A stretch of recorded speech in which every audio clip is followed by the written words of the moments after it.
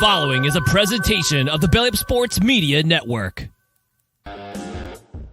Hey, the dust has settled from the NFL draft. We know where everybody is now. We know what the situations are.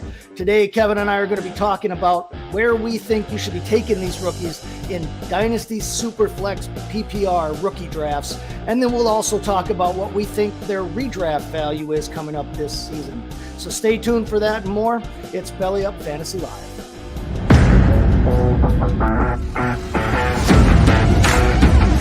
Rieger getting traded to Minnesota changes nothing. 6'4" guys running 4.4s. These guys don't grow on trees, and a lot of times I'm willing to bet on, especially long term, on the freak athlete. You don't ever want to overreact to what guys look like in preseason. There's been a ton of preseason all-stars that never make rosters or never pan out.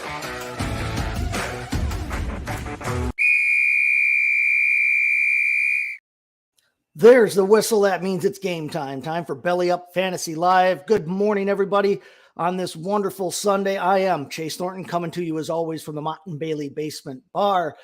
We are going to talk today about Dynasty rookie drafts and specifically Superflex format PPR redraft or PPR draft. We're going to look at who we think should go top 10-ish here in these drafts, but then we're also going to talk about their redraft value, because that way we get to cover both formats that way. And the values for these guys are vastly different depending on which kind of format you're talking about. But I'm not alone in that. With me, as per usual, is Kevin Wilson. Kevin, welcome in. How you doing today? Chase, everything's good here. Got through the storms last night, and we got some sun shining around here, so life is good in Texas. So I'm glad to be here and ready to get started. Yeah, we must have been widespread last night because we had storms here too, like big time thunder and house shaking kind of thing. I was like, it's lucky my little guys didn't wake up, because I didn't.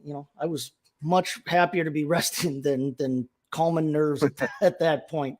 We had a big weekend around here. My youngest turned 4 on Friday, and then his older brother, the 5-year-old, had a concert at his school on Friday that he had to sing for, and then he had baseball started yesterday and swimming lessons, and my oldest, my 17-year-old, had state solo ensemble music. I can remember taking swimming lessons way back when I was a kid and loved it. Yeah, he does too. He's still a little leery about getting his face in the water and that, but he loves being in the water and playing around. But yeah, it's been a busy weekend here around the Thornton household. So, I'm happy to be here and talking about some football. How you sitting in the Belly Up Fantasy Sports Baseball League? Now, the Fantasy Baseball League, how are you sitting coming into today? Well, coming into today, I'm 3-1. And it looks like I'm going to win this week's matchup. So I'm going to be 4-1. And Dale Stover, which is Vince's dad, took me down. And he's by far right now the best team in our league. Yeah. So we are all scrambling to catch up to him. But aside from that, 4-1, I'll take it all the time. Well, I'm the opposite of you right now. I'm 1-3, but coming into the week, I was the third highest scoring team in the league. I just couldn't. I haven't had any luck. That you put out there. Hey, can you guys take it easy on me? Yeah. Stop scoring your highest score whenever you play me. Speaking of Vince's dad, Dale, I am playing him this week, and I believe right now I'm up 5 coming into today, 4 or 5 coming into today. I can tell you. Hold on. So it's been a scramble. I saw that you two were going head to head. Yes. And so I had a good day yesterday. I had a real good day yesterday. I know that much. And I think I came out of yesterday up about 4 or 5 on him. But like you said, he's undefeated. Yeah, you're leading him by 5 points. There you have it. And I've had a rough week. I lost Luis Garcia from the Astros to Tommy John surgery. I lost Kyle Wright to the shoulder fatigue to the injured list. So I've been scrambling, trying to get enough pitcher starts and stream the right guys there. But we got a shot to take down the Giant today, hopefully. Yep. So if you take him down, then I'm tied for the league lead at 4-1. I'll do my best. All right. But here, you know what? It's time to crack the first one open here and get talking about some football here. Hold on. We got one on that end too. That's what I'm talking about. What do you got this morning? You got a some, seltzer? Blue raspberry seltzer going on. Blue raspberry. Haven't tried that yet. Just want to point out that because this is Bud Light, but I purchased this before all the controversy happened. So everybody calm down. Everybody, just find your center. Okay. Yep. So it's okay. We're all gonna make it through this. So that's right. We are. All right. Well, let's take a look then at our top 10 rookies here. Superflex PPR format. So Superflex format means we've got two quarterbacks we're playing, and this is the same. I play in some leagues where it's Superflex. Other leagues are two quarterback start automatic. It's literally a two quarterback league. You have to have two quarterbacks. Generally, most scoring systems, if you're in Superflex, 9 times out of 9.5, you're going to be starting a quarterback in that second flex position because you want to, they usually score the most points. But Superflex PPR, so points per reception. So you do want to keep that in mind too when you're looking at your other positions, your running back position, especially. Exactly. But let me start off. I'll give you my top 10. We'll start off with the top 10. Then we'll listen to your top 10, and then we'll go back and forth here. We'll debate a little bit. Okay. If we see any large discrepancies here. So at number 1, top overall, this is pretty much industry consensus. I'm not blowing anybody's doors off with a hot take. I've got Bijan Robinson number 1 overall. We've heard all the hype about him and what kind of prospect he is. I've got him number 1 overall.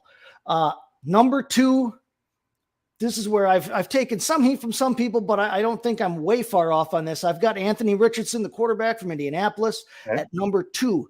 Remember, we're talking Dynasty, Superflex, PPR.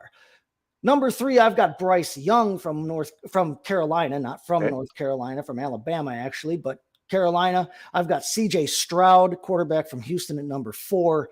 I've got Jordan Addison, the wide receiver for the Vikings, at number 5. At number 6, Jahmyr Gibbs, Lions running back. Surprise Lions running back. At number 7, I'll have Jackson Smith-Njigba from Seattle. At number 8, I'm going with Will Levis, the Tennessee Titans quarterback draftee here. Number 9, Quentin Johnston out of TCU, going to the Chargers. And at number 10, this is where I might differ from some people. Number 10, I am going to be looking at Rashee Rice for the Chiefs. Because I think he's in a good spot. We can argue this and talk about it later, but I've got Rashee Rice there at number 10, probably a little higher on him than most people in the industry, or at least most, the prevailing thought process right now. But if you don't try something different, you never get anywhere different to begin with. So there's my top 10 again. Robinson at 1, Richardson at 2, Young and Stroud at 3 and 4, Jordan Addison for the Vikings at 5. Then my bottom 5 here, my second 5 here, Jahmyr Gibbs, the running back for the Lions, Jackson Smith-Njigba, Will Levis, Quentin Johnston, and Rashee Rice. So that's my top 10. Why don't you go ahead and tell us your philosophy on your top 10 here? Okay, so let's hear it. Maybe not surprisingly, because my list is extraordinarily similar to your list. Right. And so almost begrudgingly, I'm going to go with Bijan Robinson also at number 1. There you go. I would like this a whole lot better if he didn't have a 1,000-yard rusher sitting right behind him. And, I was doing my research, and it's like everybody forgot that Tyler Algier is still on the Falcons. Right. And they're talking about how great a landing spot this guy has, and he's got all the tools, which I agree with. He's got all the tools. But he still has Tyler Algier behind him. Mm-hmm. And but as we've talked about, 2 running backs are the reality now, more than not in the NFL. So I go with Bijan Robinson, number 1. And so number 2, and, I went around and around and around and around about this, but I came to the same conclusion as you. Anthony Richardson is my number 2 selection, even though I don't like him so much as a starter right off the bat. But we're in Dynasty, so I think his upside is high. So I went with number 2 on him. Number 3, I went with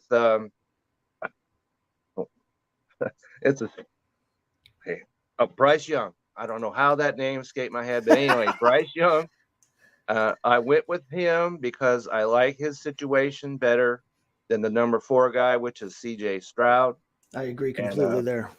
Okay, so then number 5, I have I switched it around a little bit. Number 5, I've got running back, Gibbs for Detroit, and then at number 6, I've got my personal first-round favorite, as we talked last week, Jordan Addison, going into the Minnesota Vikings.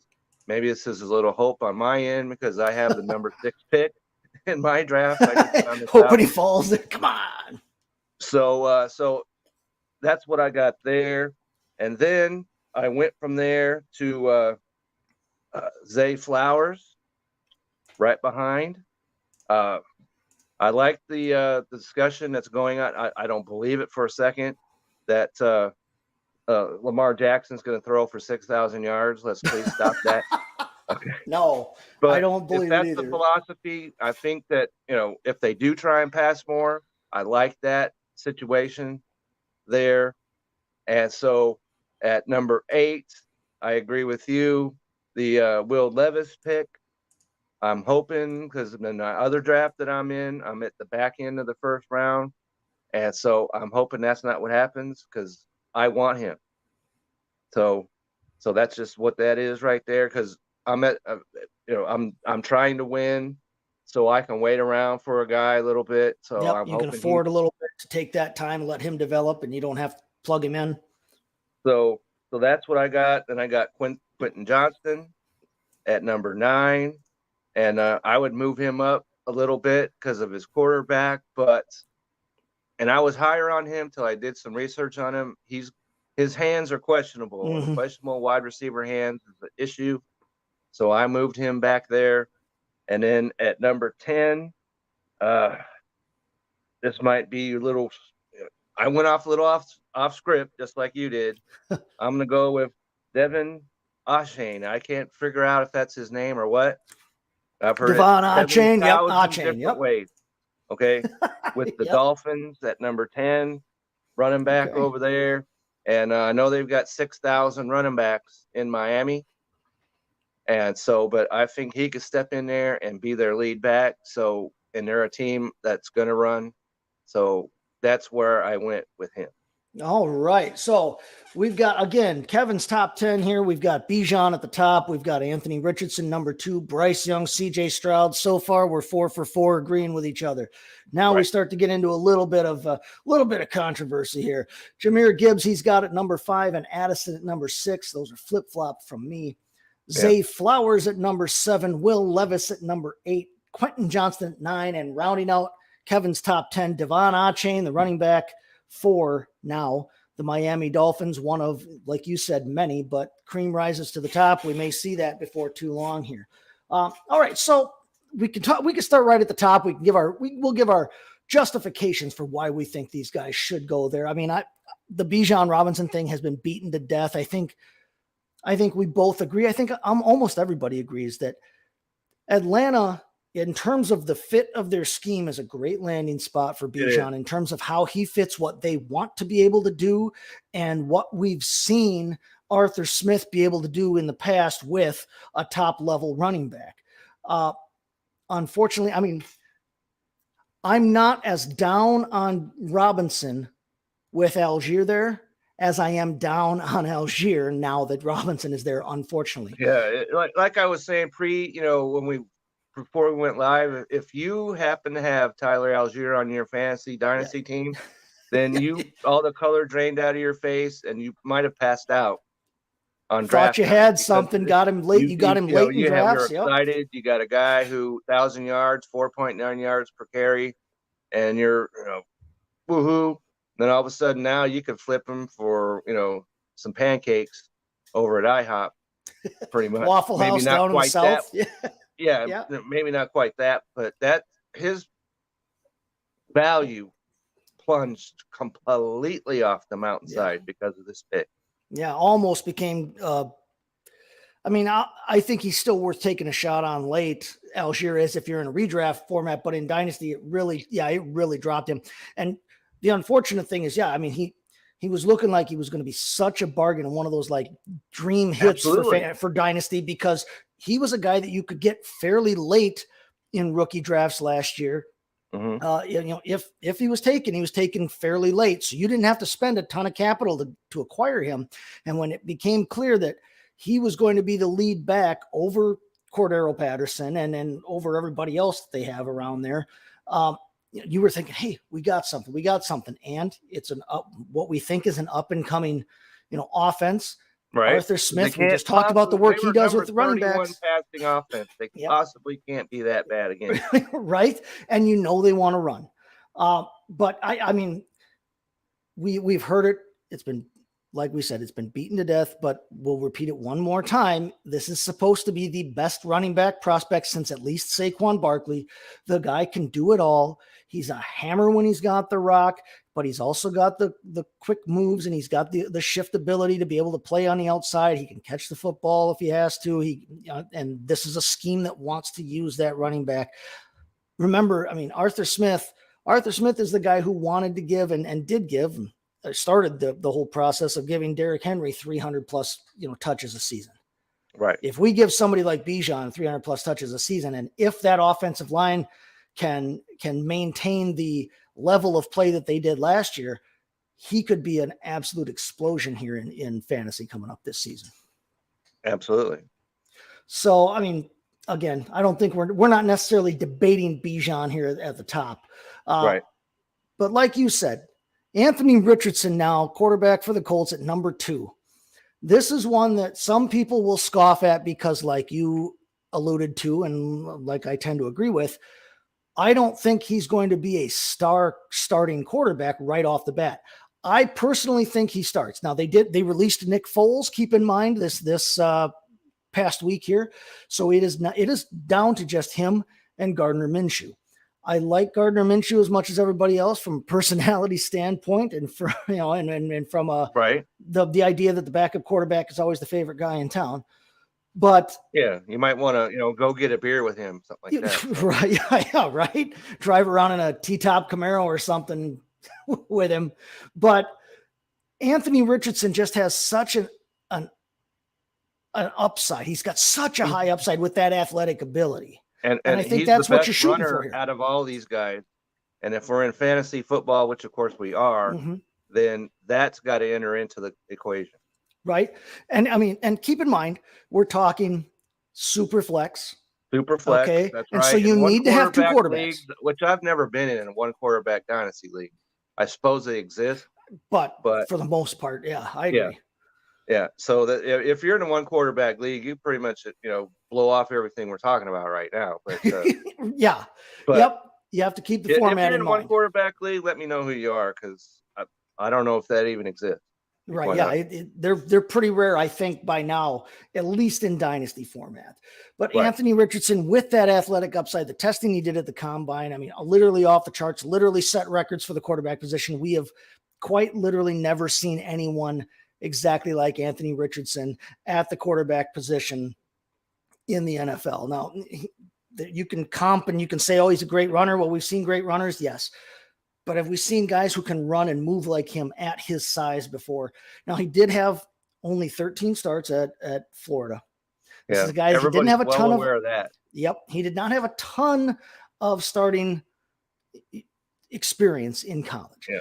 But and if he could complete more than 58% of his passes, that would be awesome. That will be a must going forward in the NFL. You got to complete at least 65% in the NFL. But we've got to remember that Josh Allen coming into this league, the big knock on Josh Allen, possibly the reason he didn't go number 1 overall to the Browns, other than the fact it was the Browns drafting, was his accuracy. And he literally he improved his accuracy and his efficiency every season for the first several seasons of his career until he's now regarded as a very good passer.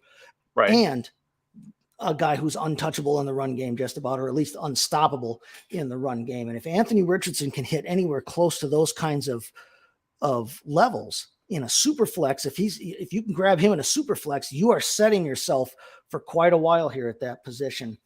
Do you think he starts this year, or do you think he sits for a year, or do you think he should? I think that he should, but I don't think he will sit. So it's,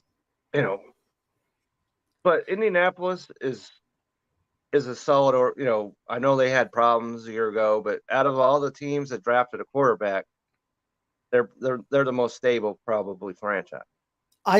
They've got Chris Ballard there as a GM, and I think he knows what he's doing. If he's healthy, they got JT back there, and so they've got the weapons, they've got the running back, and so he could step in there and be on the best team out of all these other guys. So yeah, if he can even be a game manager, it into his favor for me. There you go. I agree. The team that he was on, the fact he's got the rushing upside that the others don't have, and swung me around because, we talked last week. I was all like, Anthony Richardson, I don't like it. But, 1 week later, okay, he's my number 2 pick. Yep. And I think I like Michael Pittman there. I think Pittman is a good, solid receiver. I think Alec Pierce is a solid possession type receiver. They drafted Josh Downs, who could be a fun underneath weapon for them in this out of the slot. Yeah. You mentioned they've got Jonathan Taylor there. I think if they could really key in on getting Jelani Woods schemed in that offense at 6'7" for the tight end position with his athleticism and what we saw there, this could be a really fun offense. If their offensive line can kind of right the ship and reorganize. They had a down year last year, but before that they were a good line. Can you step up, please? Exactly. Now, I think we agree there that the upside with Anthony Richardson is just so hard to pass up, and you've got to take a shot in Dynasty. And remember, Dynasty, you're looking for the now, but you're also looking 2-3 years down the road. Anthony Richardson, I think he starts. I think he should start this year. I think they just need to toss him in there. I agree with you too, that I like the organizational fit there as well. I like with Shane Steichen coming in as a head coach. He's got experience with mobile quarterbacks. Obviously he was there for the coordinator for Jalen Hurts last season. If you can navigate in that organization, if you can navigate the crazy of having Jim Irsay as an owner, they could do some fun things there. So we agree there. Bryce Young at number 3 going to Carolina. Now, I happen to like what Carolina did pre-drafting Bryce Young. They are not young, yes, necessarily, but they brought in a lot of solid veteran guys around him that will allow him to develop and will be safe for him to develop in. But they also bring in, they draft Jonathan Mingo, who I liked as a wide receiver. I love that. That's flirted right in the back of that top second round or so. Oh yeah, I think that Jonathan Mingo I think Jonathan Mingo is well worth a second round dynasty pick, especially if you're mid to late second round. Good sized receiver, and runs well, but he'll have a chance to grow with Bryce Young. But in the meantime, while he's growing, while he's getting adjusted to the game, and while Young is getting adjusted to the game, he's got guys like Adam Thielen and DJ Chark and Hayden Hurst and Miles Sanders to be able to throw to and dump off to and get his confidence underneath him. I love what they did to surround Bryce Young with none of those guys solid will blow talent. Your doors off as far as they're not at the top of their professions anymore, but they're solid players, and the reason why I picked him over CJ Stroud, once again, I like the organization. I like what they're doing. And Houston has been a train wreck now for a while. So and of course the concern with Bryce Young, he's a little bit taller than normal 8-year-olds and stuff like that. But but I think they're going to put together an offensive scheme that's going to, they have to, of course, that's going to take all that into account, and they're going to put stuff in there because he can move around in the pocket. He does take some hits, but he can, get out. And he can't take those kind of hits in the NFL. No. He better learn that right off the bat. But I think he will. It's another team that I think is building well. Like I said, with his football mind, that was the thing about him, is that everybody said not only can Bryce Young make all the throws, but he makes all the reads. And he's so intelligent. The reads are an important part of this whole scenario, and people were knocking his arm, which Carolina came away impressed with on his pro day and everything, and out of the combine. So the arm is not that big a concern as it once was. So, if he was 6'2", we wouldn't be talking about any of this. No, it wouldn't even be a consideration that you could possibly ask for out of a rookie. Yep. No, I think that between his football, IQ, his mental ability to make all the reads and then physically make all the throws. This is a team too that didn't get terrible offensive line play out of it. I mean, they were ranked number 15 end of season by PFF here, so right in the dead ass in the middle of the pack, but they're trying to build that organization the right way, I think. And they have surrounded him with some guys that, if it's supposed to be a 3-yard out, the guy's going to hit 3 yards. He's going to be out there. You're going to find Adam Thielen where he's supposed to be. They must have done something right, because they traded CMC and their running game didn't miss a beat. Right. And now they bring in Miles Sanders, who we know can be a top, not just a good player on the field in the NFL, but fantasy wise, you get him in the right situation, which I think this can be. Miles Sanders is a consideration for a top 10, top 12 type fantasy running back if everything falls correctly. So we got Bryce Young. We both have Bryce Young at 3. We both had CJ Stroud at 4. And I think the reason that we both had him as the bottom of the top 3 quarterbacks is, like you said, organization. Houston, we're not sure necessarily what we're seeing out of them. They have a defensive minded head coach now, whereas Bryce Young falls in with Frank Reich, an ex-NFL quarterback who can help mentor him into the position.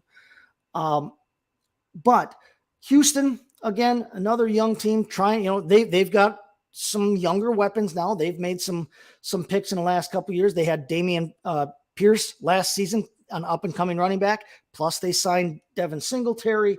One thing I think is kind of drifting under the radar a little bit is that John Mechie, the guy that they drafted out of Alabama last season, who was coming off an injury and then diagnosed with leukemia or lymphoma, Hodgkin's lymphoma, has apparently beaten that. He's going through football drills with them. If you can get John Mechie back, that's just like having an extra pick this season. So, I mean, they've got some possibilities there. They brought in they brought in Robert Woods, who is a solid veteran along the same mold as Adam Thielen we were talking about with the Panthers, where he's going to be where he should be there. They still have Nico Collins. This is a team that has some options there. They signed Dalton Schultz at tight end, so they've got a solid game at the tight end right now. Terrible offensive line, but you got to pick and choose where you can spend your resources. But I think that's why we both have CJ Stroud at number 4. Right. Okay. So before we get into where we're different now, let's go ahead. Let's listen to our first spot here from Manscaped. We'll hear Dan tell us all about that. We come back on the other side. We'll talk about our 5 through 10 spots and where we're different and why we think we're different and who's right. You guys can make the call there. But first off, here's Dan and Manscaped. Spring has sprung, and our friends at Manscaped have the best tools for some spring cleaning. They've already helped you tidy up all the nooks and crannies of your body's basement, but this year, Manscaped can help you get the perfect presentation on that beautiful face with the new Beard Hedger Pro Kit.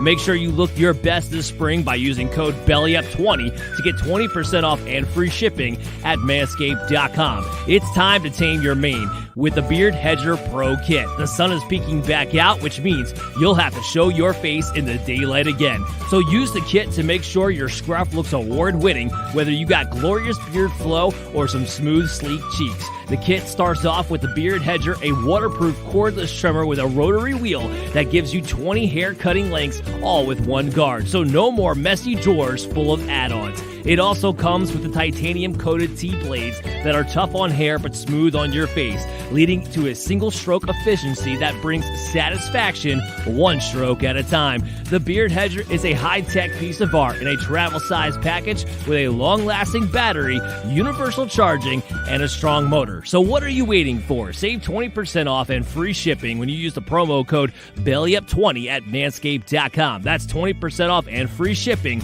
with the promo code BELLYUP20 at manscaped.com. Focus on the face and use the Beard Hedger Pro Kit for the cleanest look in the game. All right. Now we've talked about our top four. We were both dead on in the top four with each other. We're in lockstep. Bijan Robinson, number 1, Richardson, number 2, Bryce Young and CJ Stroud at 3 and 4. Number 5 is where we had our first disagreement here. I went with Jordan Addison, the receiver from the Minnesota Vikings. You went with Jahmyr Gibbs at the running back for Detroit, the surprise running back pick in some people's mind from Detroit. My mind. Now we both agreed that 5 and 6 were those two players because we have those flip-flopped. I have Gibbs going 6. You have Addison at 6.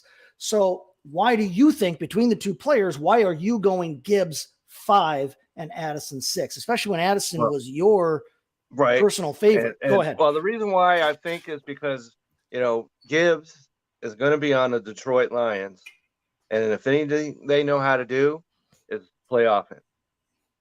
And so, they got rid of Swift. And so he has every opportunity to be their lead back over there.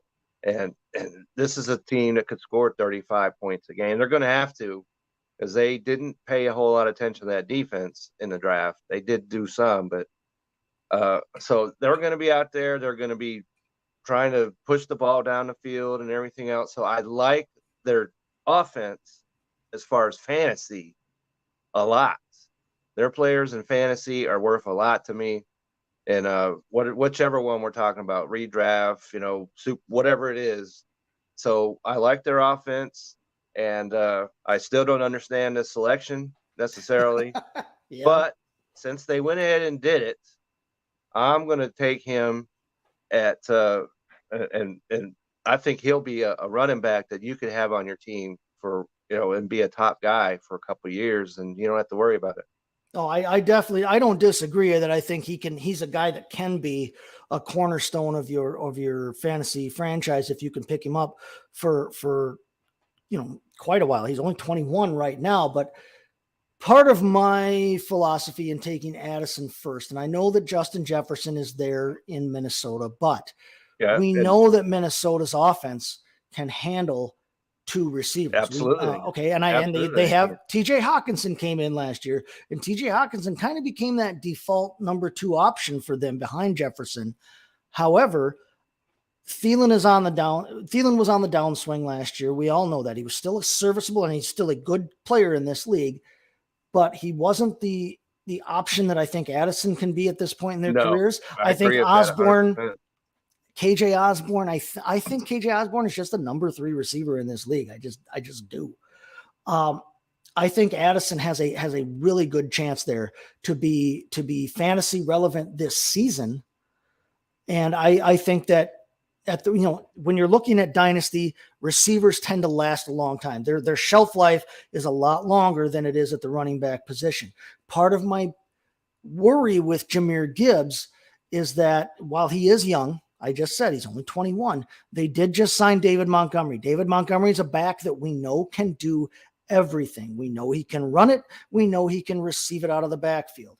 I'm not sure yet which one of these 2 guys. We saw them have two running backs last year with DeAndre Swift and with Jamal Williams. Now, obviously, both of them have left, but I'm not necessarily sure yet. Do we see these guys fit into those kinds of roles? Do we see one being the hammer running back, goal line type guy? Do we see the other guy be more the receiving threat? Do we see them slot into those roles, or do we see them both interchange and have to be everything? If they're both in, at which they can be at any given time, if they don't slot them into those kinds of roles, I'm not sure either one will be fantasy relevant enough for me to want to spend the draft capital I'll have to do to get either one of them. Now, Jim, and the problem is, for dynasty purposes too, then, looking at David Montgomery's contract, I think he's there at least 2 seasons. I think he's there this year. I think he's there next year. As long as David Montgomery's there, I worry about getting everything we could get out of Jahmyr Gibbs. And by the time that David Montgomery's gone, now we've lost 2 full years of Jahmyr Gibbs' prime to a half and half role, possibly. Whenever you look at fantasy football, it bears repeating here. We always think about, and we're always looking for and shooting for the best possible outcome. But you need to keep in mind what's most likely to happen. And what's most likely to happen with a rookie running back coming into the league, but also having a running back who's not old and who can do everything as well, most likely they're sharing time. I like Jordan Addison's value. I think he's got a longer shelf life. He can be longer term. And one thing that we didn't necessarily bring up, and it kind of ties into a point you made before the show with me, though, Jordan Addison, at number 5, if you're picking in the top half of the first round in Dynasty, unless you've made some very savvy trades and set yourself up very well, if you're picking in the first half of the first round, you're most likely rebuilding. That's right. If you're it has a whole lot to say about what you do in a draft. Exactly. And if you're rebuilding, I like the wide receiver position better than the running back position, but I don't think there's a ton of disagreement with us between 5 and 6. What's your thought on that? So, so as you know, I spoke highly of Jordan Addison last week, and I know he's not the number 1 receiver on Minnesota, of course, but he's kind of like the de facto. He's going to be, his upside is more than these other guys that we could talk about, simply because teams are going to have to put half their field over on JJ's side. Mm-hmm. They're going to have to do that. And then so you got Jordan Addison over there, and he's going to have single coverage.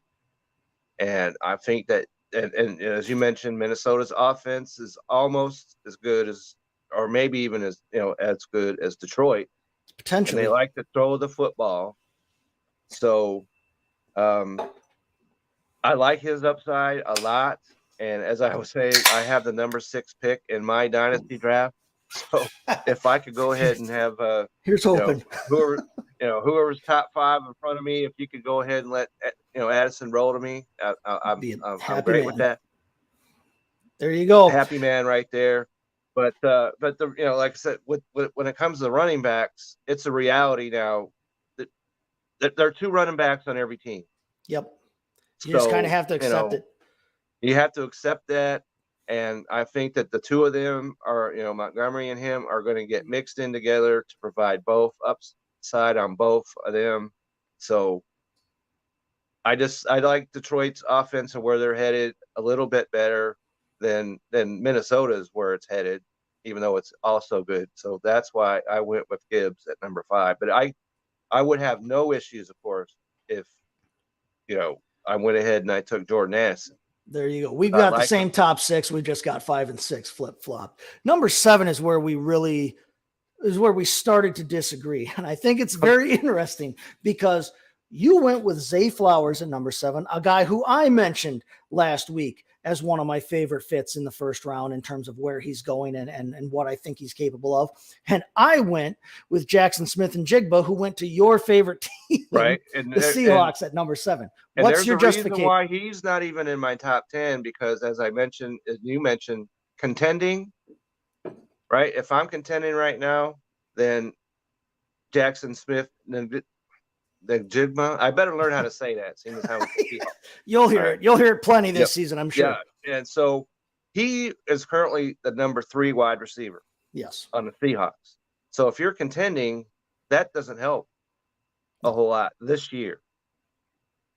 And so that's why I went ahead and did what I did with Flowers, because he's got a sorry wide receiver room over there. Yeah. Let's be honest about it.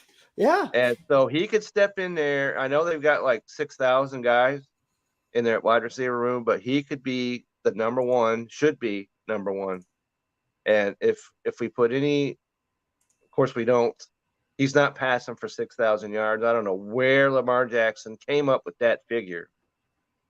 And so, but if that shows that they're going to throw the ball maybe a little more, then Zay Flowers, go out and get your catches, because if he's throwing it, I like it. No, I you make a real good point there. Dynasty, sometimes guys, girls, whoever's playing falls into this trap of always thinking that Dynasty means, especially in the draft, you're always building for the future, building for the future, building for the future. Right. Well, now we're talking about the case.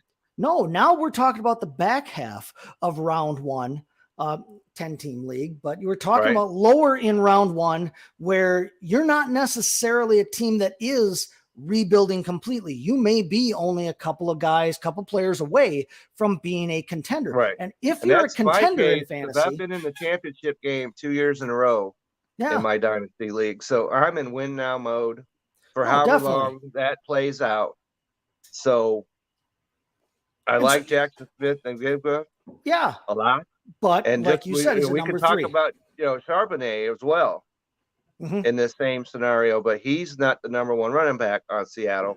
Not yet. Therefore, he doesn't have the same attraction, even though they're both Seahawks, because I'm trying to win now. Exactly. And I'm not trying to have a guy on my roster that's going to sit there on the bench for much of the season. If you're in Dynasty and you're in a position where you are capable of contending and winning a championship, you need to strike while the iron's hot.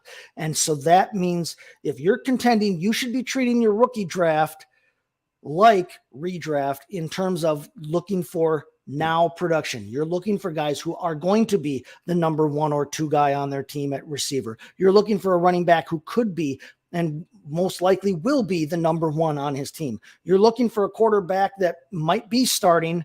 You're looking for guys who are going to contribute now rather than later. You don't need to think about the future if you can win now in Dynasty. As we talked about in snake or in rookie drafts, they're not snake drafts. Yep. For the most part, they go 1 to 10, 1 to 12, and they start. You're not picking for another 12 pick. So you got to get your guy that's going to help get the guy and jump right on now in the first round. And I agree with that completely. Believe that. And I like Zay Flowers. He's a guy that I have just outside my top 10.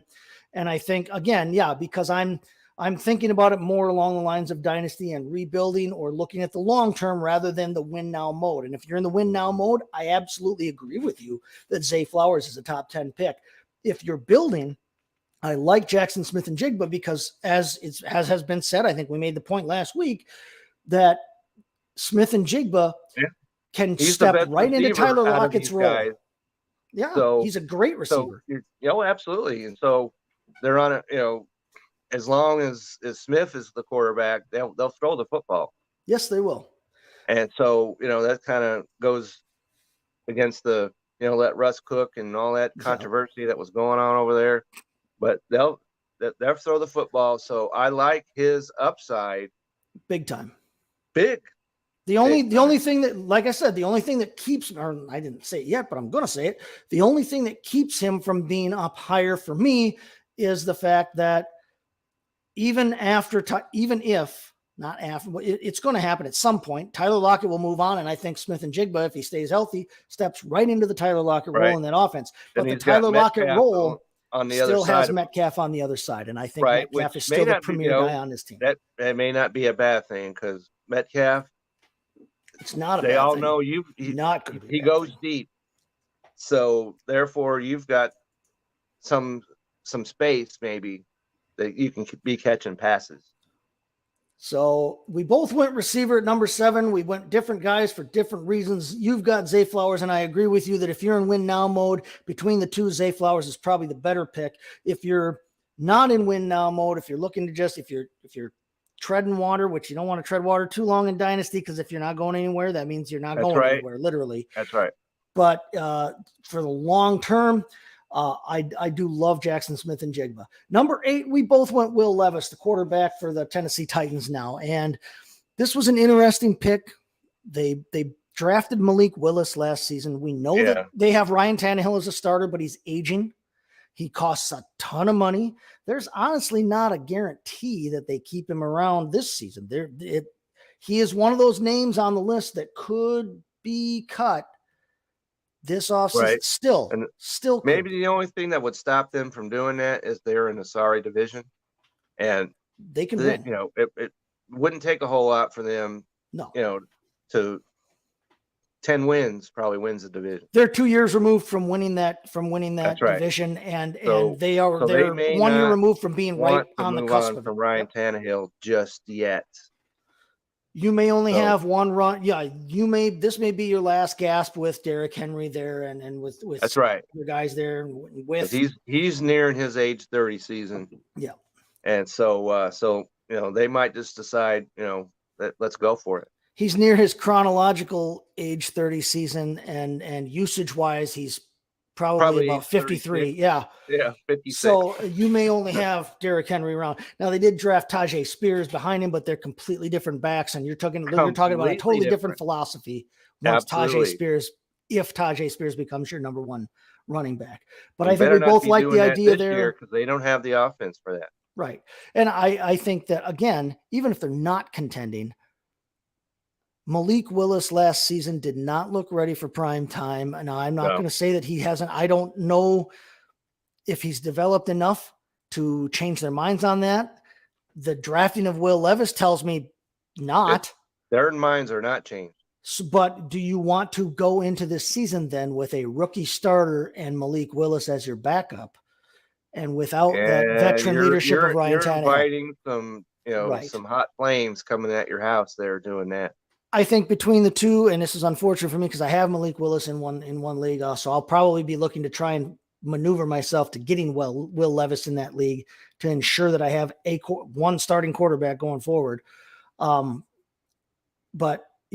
I think we both agree Will Levis there in the Superflex format. He's got value. He's got potential as a starter. Either way, whether you're trying to win now or later, because we're at the back end. And so even if I'm trying to win now and Will Levis is sitting there, then, I could take him and spend time with him on my taxi squad if that's what it takes. Because that's what I did with your pal up there, Mr. Love. And so I could do that. Yeah, park him and let him sit. And still park and let him sit. And my team is still going to be, in contention, even though I don't have a draft pick to use at the top of the draft because my team's already in contention. Yeah, you're already sitting where you want to be sitting. Exactly. Now, we both go with Levis at 8. We both went Quentin Johnston. The wide receiver out of TCU, went to the Chargers here. Right. We both have him at number 9, and I agree with you, the point that you made earlier. Here's my 2 worries with him. Right. The reason I'm not taking him right now and wanting him right now is that he's behind 2 Pro Bowl receivers in Mike Williams and Keenan Allen. Right. Besides that, they did bring back Josh Palmer, so they still have him around. They still are going to throw the ball. Contribute. He's still going to throw the ball to Eckler. Sitting on the bench. He can contribute. He can, yes. And so Quentin Johnston, again, I just made the point a few minutes ago. You want to look at what's most likely to happen. Now, best case scenario for Quentin Johnston, and take this how I mean it because we never cheer for injuries, but best case scenario for Quentin Johnston is that one of Williams or Keenan Allen is hurt, and not just hurt, but misses significant time. Which happens and could happen. Which happened not 3 or 4 years. It happened last year with both of those guys. But best case scenario is that Quentin Johnston, one of the two guys in front of him, gets hurt, misses significant time, if not the year or whatever. And he steps up. And like you said, with this quarterback, now becomes a top 2 receiver on one of the best passing offenses in football. But what's most likely to happen?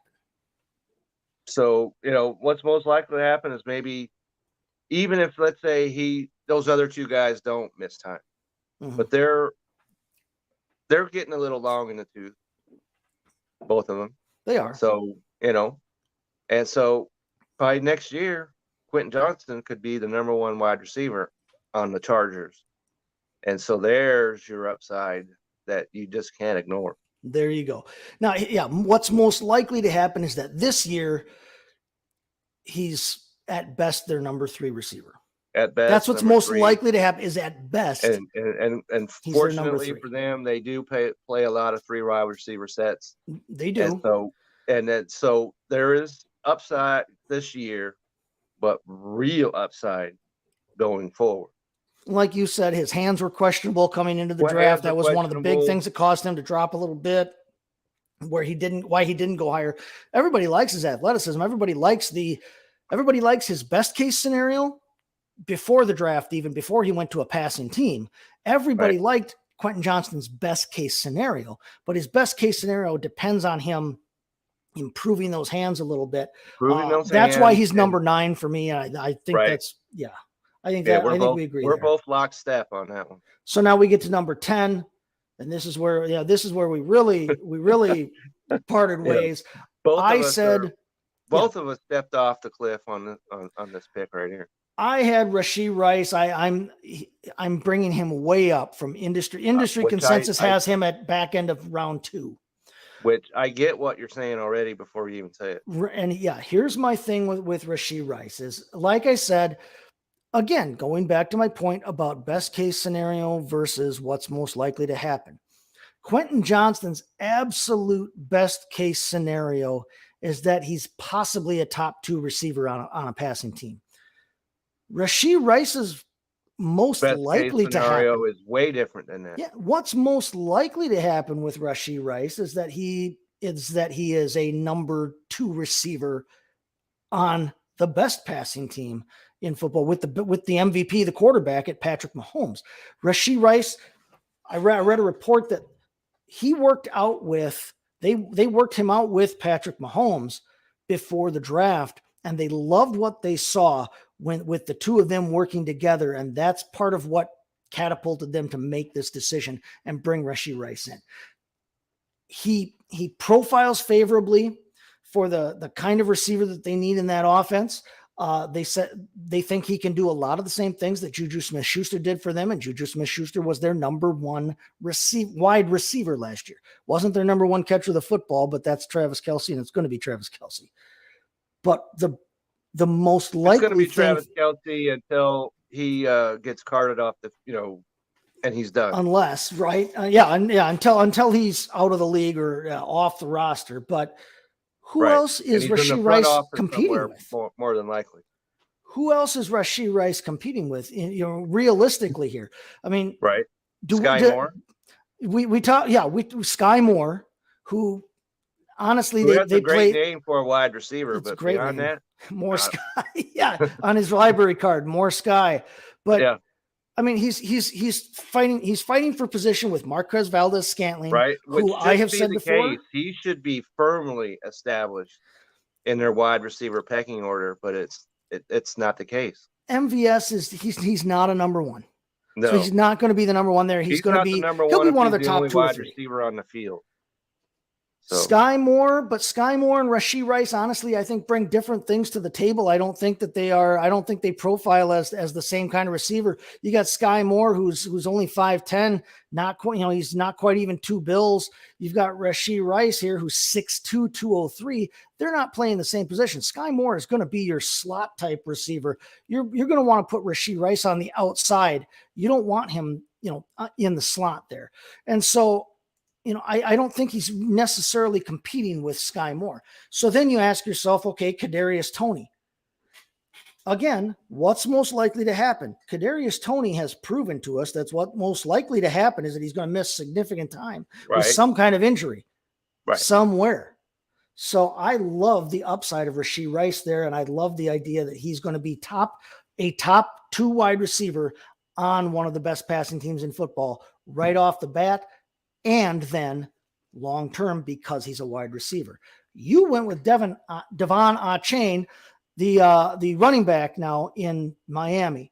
Right. Let's hear your reasoning for that. Okay, so this is kind of scenario where I'm using the best case scenario. He takes over as their number 1 running back because they've got guys, right? Mostert and all the rest of them guys.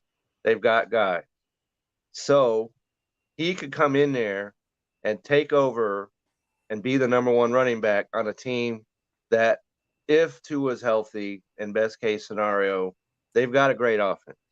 Mm-hmm. So I went with that as my best case scenario. Worst case is maybe he doesn't get what maybe, Mostert's the number 1 this year, whatever, but going forward, he's going to take over, barring injury, as their number 1 running back in Miami. So his upside to me is high. And so if I'm contending and I can get a running back that will help me when inevitably, your team ages and whatever, and I don't need any help right now, but this is a guy who could be at the top of the mountain starting a year from now. Maybe that will make it so my team doesn't go from 1st to 10th or 2nd to 10th in 1 year. Yeah, that Miami running back situation. I mean, McDaniel, coming from San Francisco, coming from the shenanigans system with running backs. We see Raheem Mostert and Jeff Wilson Jr. They brought both of them back. They both, they almost literally had the exact same. He wasn't all Wilson-like. All right. No. Let me just put it that way. But those 2 guys had almost the exact same stat line last season. Raheem Mostert had 181 carries, averaged 4.9 yards per carry. Jeff Wilson Jr. had 176 carries, averaged 4.9 yards per carry. You're talking about, they had 42 and 37 targets respectively between Mostert and Wilson. Between them, Mostert scored 168, just over 168 fantasy points on the season. Wilson had 158 fantasy points on the season. I mean, very similar. They used both of them interchangeably. On top of bringing those 2 guys back, now they still bring back Salvon Ahmed and Myles Gaskin. Myles Gaskin, a guy that won people leagues 3 years ago. He was on my team a couple years ago, and he threw down an absolute savior out of nowhere. But they bring him back, so you've got a fantasy capable and a fantasy relevant and a starting caliber, player in this league as your number 4, really, because Ahmed has moved ahead of him in the pecking order. It seems like there.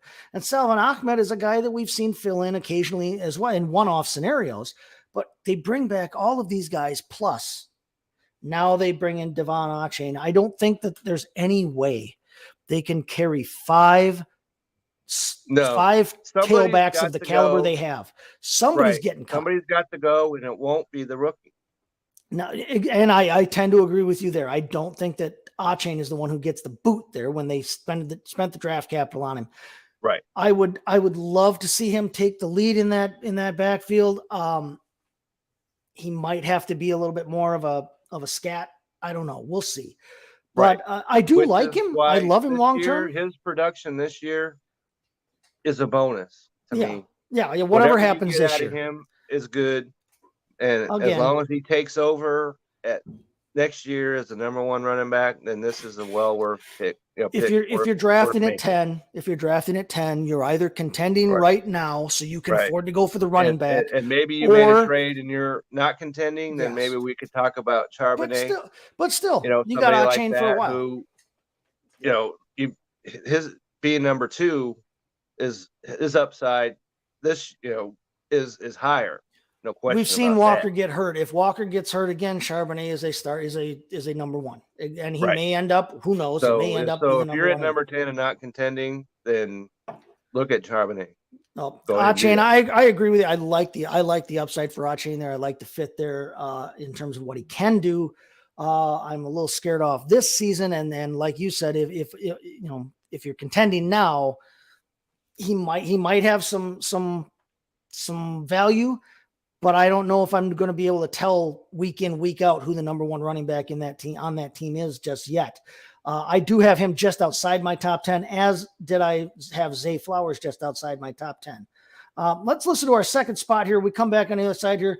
We'll talk about maybe some guys who just missed our top 10 real quick, and then we'll touch on which of these guys we've talked about have redraft value for this upcoming season. Hey everyone, it's Ryan from No Credentials Required to talk to you about one of our newest partners at Belly Up Sports, SeatGeek. Yeah, live sports is great on television, but the feeling of being at the arena is a priceless experience. That's why our friends at SeatGeek are there to help you find the best tickets at the best prices. Not only can you get tickets to sporting events, but you can also get tickets to concerts, comedy shows, musicals, and more. Search for your desired event now at SeatGeek.com, enter promo code BellyUpSports at checkout, and you save $20 off your first purchase. SeatGeek. Life's an event. We have the tickets. Life's an event. We have the That's tickets life to is get an over there and event. use What the a great promo line code. that is. There So, we have it. All yeah. right. So I mentioned I had Flowers and Achane, two guys you had in your top 10. I had just outside my top 10. And I mean, when I say just outside my top 10, I'm talking if you're in a 12-team league, they're probably first round picks. If you're a 14-team league, absolutely. most of my fantasy dynasty teams, I mean, I've got 7 dynasty teams at the moment that may expand. I don't tell have my quite wife that many. yeah. Don't tell my wife, but I have Okay. 7 dynasty teams at the moment. I have 2, and and seeing as how I've got 16 baseball fantasy teams, and You got a lot of balls in the air at the same time. Yep. My team, most of my teams are 12-team leagues. I do have, I think I think I have 3 12-team leagues. I think I'm in 2 14-team leagues, and I'm in 2 16-team leagues. And so that my draft strategy has to change based on whether I'm talking the 12 or the 16. And one of the things we didn't mention, if you're at the top of the draft and you like one of these quarterbacks, maybe you could talk somebody in from 2 till 4 to trade up, and then you add some capital, and then you still get a quarterback. And that's a situation. In the one league, I took over an orphan that was absolutely cupboard was bare, bereft of talent. They had most of their own draft picks, but not a whole hell of a lot else. I didn't have even a lot of players to trade where I could get draft capital to move up. Trying to change that, obviously, but I have the number 1 overall pick coming into this season, and this is a team that is not ready to compete. I would love to have someone the caliber of Bijan Robinson on it, but to be honest with you, his points are going to be absolutely wasted on this team if I take him this season. What I would love to be able to do is to trade back within that top 4 still, and still be able to get one of either Richardson, Stroud, or Young. So whichever quarterback you wind up with, I think you're fine. And trading the top overall and pick, then you wind up with then you've got your quarterback going forward, but you've picked up that extra capital. If I could get something at the back end of round 1, or the top end of round 2 with it, trade out and get the 1-4, and let's say the 1 so much better. 10, 1-11, like something like that, or something somewhere in there. That would be, maybe there's a team that needs a running back that you can say, hey, if you want a running back, you want to push over the top, get Bijan, but give me this and this. He's going to be gone if you don't do it. Even if I could get, because my dynasty drafts are all slow drafts, so they're all over over email text, so they take a while. So you've got time to negotiate. 3 months to do. You've got time to negotiate. So if I could trade back from Bijan, even if I could get, say, a top 4 pick this year and a first next year or 25. Now I've at least got some more capital that I could then maybe trade back up into the first round. And now I can come away with a quarterback and a foundational, maybe one of these foundational wide receivers we've been talking about. That would be my dream scenario. I haven't fielded any offers yet on it. I've put it out. I kind of mentioned on the group chat in the league that 1-1 might be for sale if the price is right, kind of thing. But whenever this league gets going on the rookie draft, when I'm on the clock, all of a sudden that 1-1 will look a lot more enticing to everybody, because now when you're in the moment, now everybody starts thinking about what they could have, what they should be doing. And now you might be able to get yourself into a bidding war. So that's what I'm looking to do there.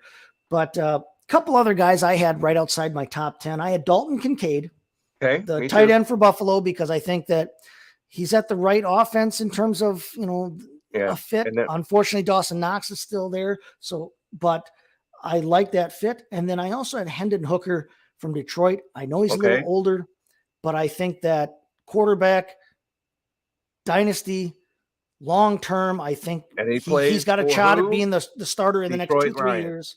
Right. And he's on a team that is got an offense. Anybody else you had right outside your top 10 there? I talked about Charbonnet. He's outside my top 10, even though he's a Seahawk, but he could be right there. Mm-hmm. He is right there. And so he's there. You just mentioned Dalton Kincaid. I think that because you mentioned, Dawson Knox, unless he catches a touchdown, it's not happening with him. He's a red receiver, and they don't throw to him in the red zone enough. Yep. Right. Which I think that they're going to change that, because Dalton Kincaid can thrive in their offense. Dalton Kincaid can catch it between the 20s. Right. If they use him. So if he's doing that, then maybe they'll say, hey, we'll throw it to him in the end zone. So, so Dalton Kincaid, not just because he's from Utah. All right.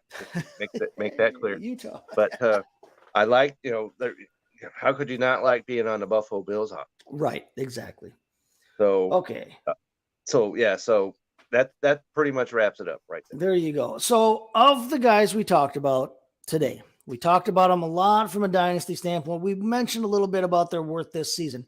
Speaking of their worth this season, are there any of these guys you see with redraft value where you'll be taking them in August when your redraft leagues come back around? I mean, is there anybody that you see as having value, and where do you see that value coming? Give me one guy right now who you say is definitely a redraft pick. Well, the one guy that you could say definitely has redraft value is Bijan Robinson. Mm-hmm. Okay. I have seen him go as high as number 6 in redraft. I think that is, a little nutso. Okay. Yeah, well, taking him over some of these other guys at number 6 overall, I'm not doing that.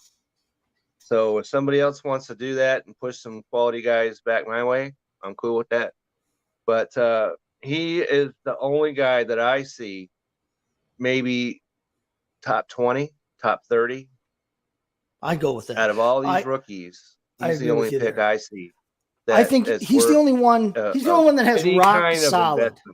He's the only one that has rock solid fantasy value this season that we know is going to score some points, usable points this season. I agree with you that I'm not big on him in say like with a top 5 pick. I would take him at if I'm on the bottom end of round 1 and I wrap around on the snake and he's still there to me at if I'm in a 10-team league and he's still there at 11, 12 and he's sitting there, I'll take somebody and then take him in the second round just to up my value with him. It's not the craziest thing to take him in the first round. I personally would not be taking him in the top half of the first round. No. But I do think he's if you take him at 6 overall, I'm not going to be laughing at you, at the table. I'm not laughing at you, but it might be smirking. Okay? Right. Especially if I'm behind that individual, because now I know somebody that's I wouldn't have had. Right. Somebody fell to me. Thank you. That's right. Yeah, thank you so very much. So what's your take then on Jahmyr Gibbs? Right now, his ADP is going somewhere around the 70s, which puts him pretty much round 8. Would you take a mid-round flyer on Jahmyr Gibbs, knowing that he's going to be sharing time with David Montgomery, but again, he's in that, like you said, Detroit offense. A mid-round pick. Are you spending that on Gibbs? I could see me doing that, but once again, if Jordan Addison is in the same area, I'm going Jordan Addison. And Jordan Addison should be there. Jordan Addison Should right be now. there right around that same time frame. So depending on how my draft went before that, if my running backs are a little light, I could see that happening. If, let's say, I got somebody like CMC or somebody like that from the first round, and maybe another top running back, then I'm if you get Jahmyr Gibbs as your 3, hell yeah. I don't mind a mid-round pick on Jahmyr Gibbs. I'm a little leery of taking Jordan Addison probably in quite that high. I think Jordan Addison's value is a little bit more in the later rounds, value-wise.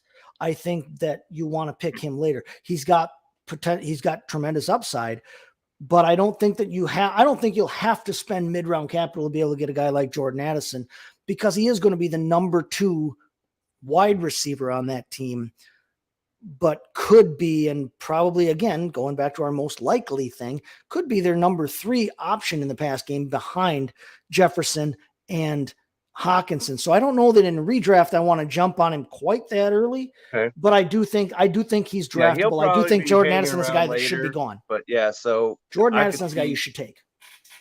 He should be on rosters. Yeah. Absolutely.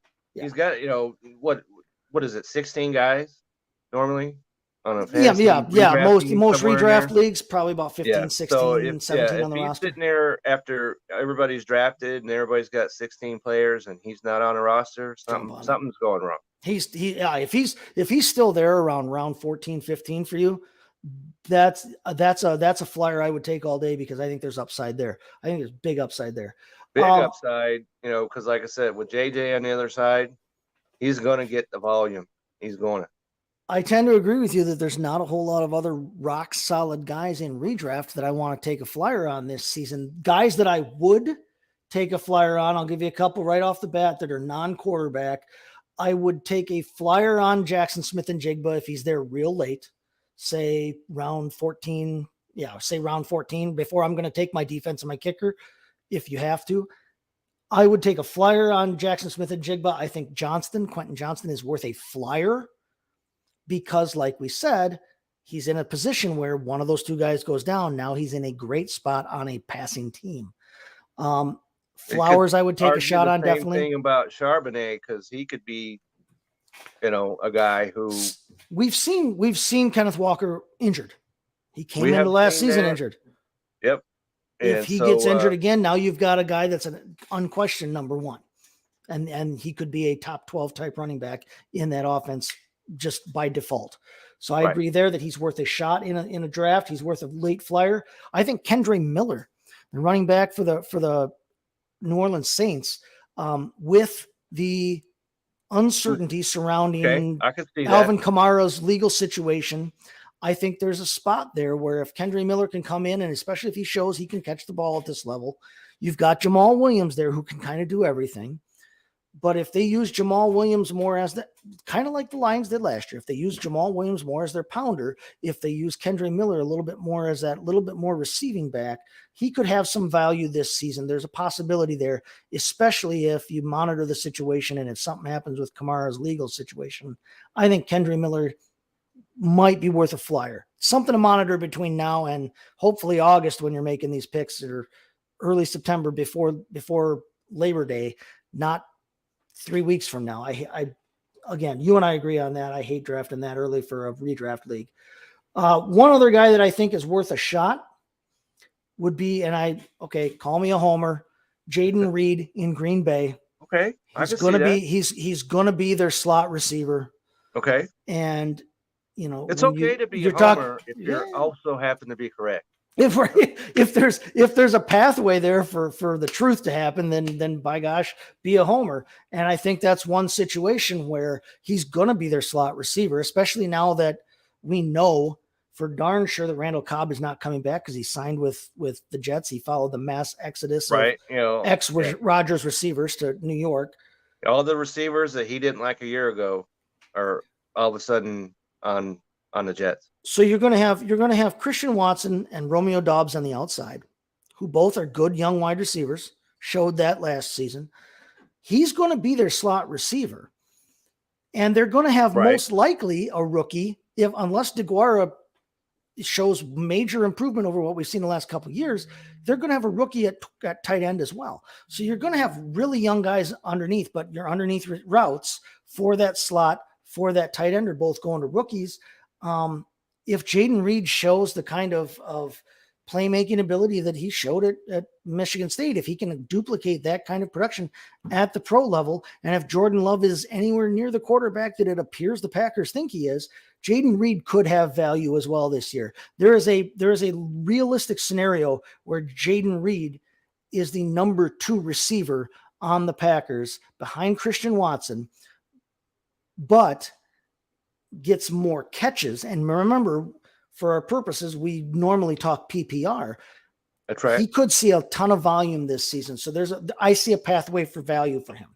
Is there anybody else that you see as being worth a late shot? Well, we could talk about a ton of tight ends, I think. Yeah. That guys, good tight end draft. It was a great tight end draft. Usually rookie tight ends are not the way to go at all. But we also know that unless you get a guy in the 3rd round, then waiting around for then a tight one end guy is the same as the other. Yep. Mm-hmm. Yep. One guy is the same as the other. So if you don't get, tight ends from Kansas City, or somebody, somewhere like that, or Baltimore. Right. So if you wait around, then maybe somebody like we talked about Dalton Kincaid a moment ago, somebody like that. And so they're just. I can see that. I can see that completely. I agree. Yeah. If you don't come away with Kelsey, Andrews, Kittle, Kelsey, Andrews, maybe Dallas like Goedert. that. If you don't come away with one of those guys, they're all interchangeable anyway. They're replaceable parts. They're the same cog. Right. So you could wait a long time. You could wait a long time. Like you said, pick up a. There's usually no reason to have 2 tight ends on your fantasy redraft team. So, right. Then you could take a flyer on, say, a Michael Meyer out of go get somebody Vegas. else. Yep. You get take a shot with the guy the Packers got. Yep. You might want to wait and see who turns out to be the tight end starter in Green Bay. Yep.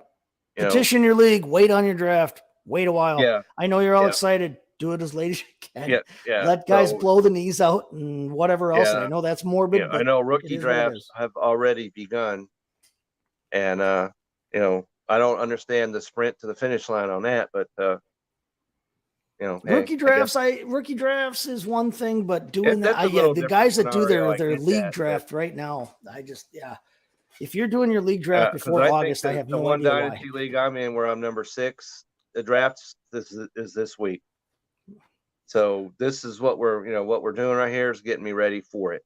I'm waiting in all of my dynasty leagues. We're still waiting on setting a date. So they're switching over. Some of mine are switching over to, and maybe somebody out there has got the same situation. Most of my dynasty leagues are Rise to the Challenge leagues. They were hosted on my fantasy league site.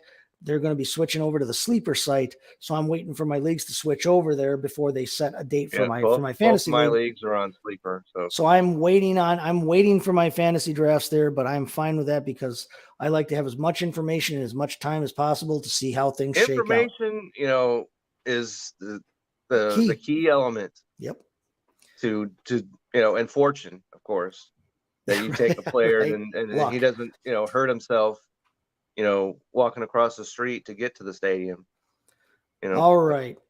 Let's talk about where we can find you there, Kevin. What do you got going on this week, and what do we got moving forward? Where can we see you before next Sunday at the same time? Well, you can see me if you go to the Belly Up Fantasy Sports website right now. You can find an article that I just posted yesterday talking about the top week 6 starting pitchers that are available on the waiver wire. And so I've got that going on. Of course, tonight at 7 p.m. Central is the fantasy baseball show. Vince and I will be on there. We'll be looking at how the rules has affected the running game in baseball, which it has much more than I think any of us predicted. We knew it was going to change, but none of us, I don't think, predicted this quite the result. But we'll be talking about that. We'll be talking about the standings and what in the world is going on in the NL Central. But all the teams are on losing streaks right now. So we'll be talking about that. And of course, we'll be talking about our holds, our ads, our drops. And so that's tonight at 7 o'clock. And so you can always get me at Kevin62 WILSEA. And my article that I just mentioned, and all of mine are on Reddit. So if you're happen to be a member of Reddit, you could go over there and check out my articles. And so that's pretty much the story. There you have it. All right. And as always, you can find me at STTChaseFFB on the Twitter machine. You can also find me at bellyupfantasysports.com. I'll have some player profiles coming out this week, some Dynasty content. We're looking, like we said, Dynasty rookie drafts are starting. They're starting up. Right. Some have already been held. So we're right in Get season ready. right now. Get so jump ready. on it. And right. get over there to bellyupfantasysports.com. Check out all the great content there, not only on football, Dynasty football, but also, like Kevin suggested, fantasy baseball is in full swing. We've got articles from website. Vince Stover, your co-host for tonight. Ian Lemersall. Ian will be on tonight's show with Vince and I. So that's something else to look forward to. Excellent. So tune in, check that out, catch that. He's got a lot of great insight there as well. Until then, we will see you next week around here. Same bat time, same bat channel. And until then, drink up and Slan Java.